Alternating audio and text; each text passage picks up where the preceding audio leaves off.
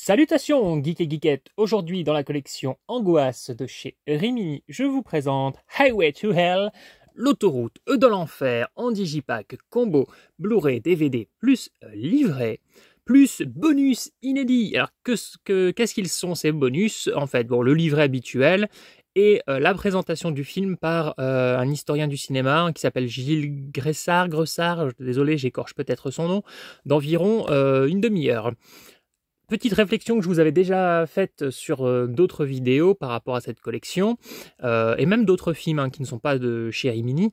On a un historien qui nous parle d'anecdotes autour du film. Alors ça, c'est toujours très sympa. Par contre, on a l'impression que le mec, il est seul avec sa caméra sur un trépied et il y a zéro mise au point. C'est un peu dommage d'avoir des bonus comme ça sur des belles éditions, sur des distribués par des éditeurs qui sont censés être pros et avoir un bonus un peu amateur, bancal. Bon bref.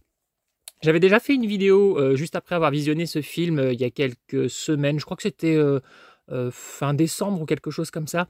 Donc je vous invite à aller la voir si vous en avez envie. Mais je vous fais quand même une nouvelle petite vidéo puisque je suis en train de me marathonner toutes les éditions Rimini pour la collection Angoisse. Donc on est sur un film américain de 1992, en couleur évidemment. Enfin je dis évidemment, pas forcément, mais voilà, en couleur. Langue français et anglais sous-titré. On est sur un film d'environ 90 minutes. Moi, j'aime bien surnommer ce film la sortie d'autoroute de l'enfer, parce qu'en fait, le film ne se passe pas du tout sur l'autoroute. Mais bon, voilà, c'est pas très grave. C'est juste que c'est un petit peu con, je trouve, puisque c'est en sortant de l'autoroute qu'ils vont tomber sur une petite route perdue où ils vont se retrouver catapultés comme ça dans cet enfer désertique qui pourrait rappeler éventuellement un petit peu les univers à la Mad Max 2. Donc voilà, l'autoroute de l'enfer, je vous présente le digipack. Voilà, comme d'habitude, mes réflexions habituelles, j'aime bien les éditions Angoisse comme ça, je trouve qu'elles sont très sympas, malgré le petit défaut habituel des visuels inexistants derrière les disques. Voilà, je trouve ça donne une petite impression que c'est incomplet, je trouve. Mais bon, rien de bien grave non plus. Voilà. Ensuite, pour une fois, enfin je dis pour une fois, non, il y a le titre et l'affiche sur la tranche, parce qu'il y a parfois certains titres qui ne l'ont pas. Bon, c'est la tranche du côté intérieur, enfin le côté caché, donc c'est pas très très grave quand il n'y est pas. Mais c'est juste dommage que la collection ne soit pas toujours cohérente de A à Z. Donc voilà, l'autoroute de l'enfer. Alors un film assez original, on voit qu'il y a un univers plein d'idées, j'allais dire assez riche. C'est assez riche et assez pauvre à la fois.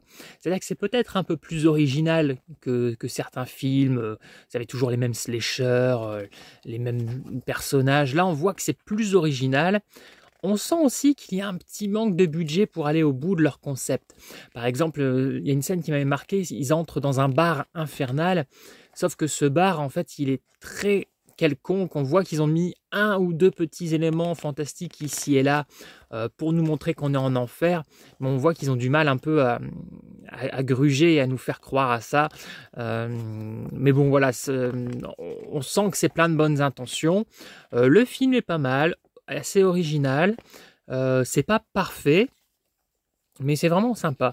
Ce qui est assez drôle, c'est de voir une double guest de Ben Stiller à ses débuts, qui joue un double rôle. Vous avez aussi l'apparition, alors je ne vais pas vous le dire ici, je l'avais déjà dit dans la vidéo où j'avais décortiqué un petit peu plus le film après visionnage. Il y a des personnages historiques qui apparaissent dans l'enfer. Alors c'est juste des guests et c'est assez sympatoche. Voilà, donc il y a des bonnes choses. Ça aurait été bien que le film soit aussi généreux en petites idées comme ça, un petit peu loufoque, du début à la fin. Voilà, c'est pas le cas, donc le film n'est pas parfait, mais on sent une originalité. Voilà, il mérite quand même un petit coup d'œil. Au niveau du casting, on a le frère de Rob Lowe et on a Kristy Swanson, alias Bichette, tueuse de vampires. Pour ceux qui ne savent pas pourquoi je dis ça, c'est parce que avant la série Buffy contre les vampires, dont je suis très fan, il y a eu un film Buffy. Et en France, alors que l'affiche nous disait Buffy tueuse de vampires, quand on regardait le film en VF, elle ne s'appelait pas du tout Buffy, mais Bichette.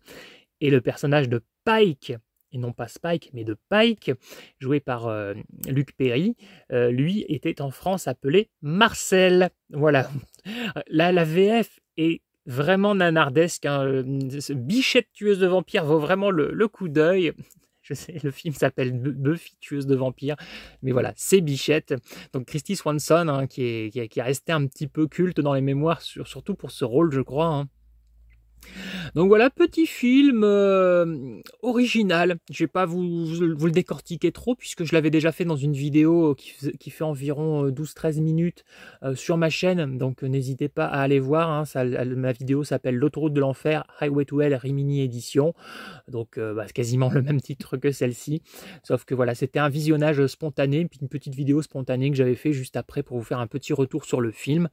Mais je me suis dit, voilà, là je vous présente tout le mois de mars cette collection. Je vais refaire une petite vidéo rapidement pour vous parler de ce film et vous dire que celui-ci mérite un visionnage. Voilà, il n'est pas parfait, il y a des petites frustrations, mais c'est dû, je pense, vraiment à un manque de budget, hein, parce qu'on sent qu'il y a vraiment une bonne volonté derrière. Donc voilà, je vous le conseille. Et moi je repars vers la geekerie et au-delà.